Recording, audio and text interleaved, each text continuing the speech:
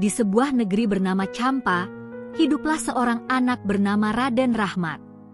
Ia tumbuh di lingkungan keluarga ulama yang penuh ilmu dan kasih sayang.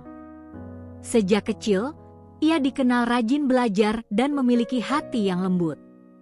Raden Rahmat menghabiskan masa mudanya mempelajari Al-Quran, akhlak, dan ilmu dakwah dari ayahnya, Ibrahim Asmarakandi. Ia bercita-cita menjadi penyebar kebaikan bagi banyak orang. Suatu hari, para pedagang menceritakan tentang Pulau Jawa yang masih banyak masyarakatnya belum mengenal Islam. Raden Rahmat merasa terpanggil untuk datang dan membantu menyebarkan ajaran damai. Bersama rombongan kecil, Raden Rahmat menaiki kapal kayu menuju Nusantara.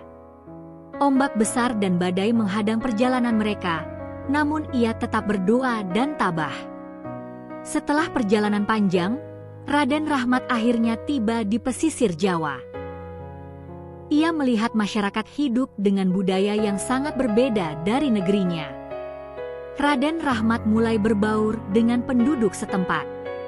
Ia tidak langsung berdakwah, melainkan membantu masyarakat dalam kehidupan sehari-hari agar lebih dekat dengan mereka.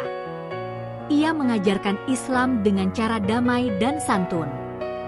Raden Rahmat tidak pernah memaksa siapapun, sehingga masyarakat mulai menyukainya. Ketika melihat rakyat kesulitan, Raden Rahmat membantu mereka tanpa membedakan status. Sikap dermawan itu membuat namanya mulai dikenal luas. Para pemimpin daerah mulai mendengar tentang seorang ulama bijaksana dari Champa.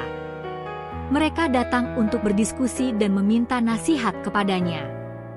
Raden Rahmat kemudian menetap di daerah Ampel Denta, Surabaya.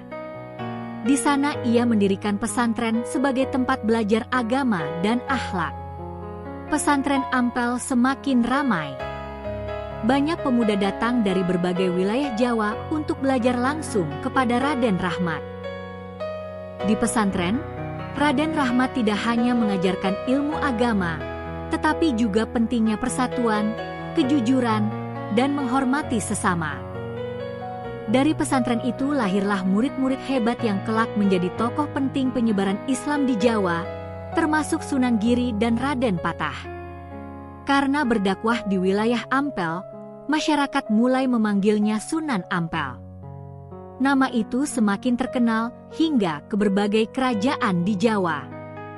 Sunan Ampel memahami budaya Jawa dengan baik. Ia menggunakan kesenian dan tradisi lokal sebagai cara menyampaikan ajaran Islam secara damai.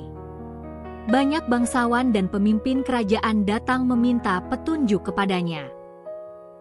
Sunan Ampel mengajarkan kepemimpinan yang adil dan bijaksana. Sunan Ampel ikut mendukung berdirinya Kesultanan Demak sebagai kerajaan Islam pertama di Jawa. Ia berharap Islam dapat berkembang dengan damai. Ilmu dan kebijaksanaan Sunan Ampel membuatnya dihormati sebagai guru besar para wali. Dakwah Islam di Jawa semakin berkembang luas. Di usia senja, Sunan Ampel tetap mengajar dan membimbing masyarakat. Meski tubuhnya melemah, semangat dakwahnya tidak pernah padam. Setelah wafat, nama Sunan Ampel tetap dikenang sepanjang masa. Pesantren, ilmu, dan ajarannya menjadi warisan besar bagi perkembangan Islam di Nusantara.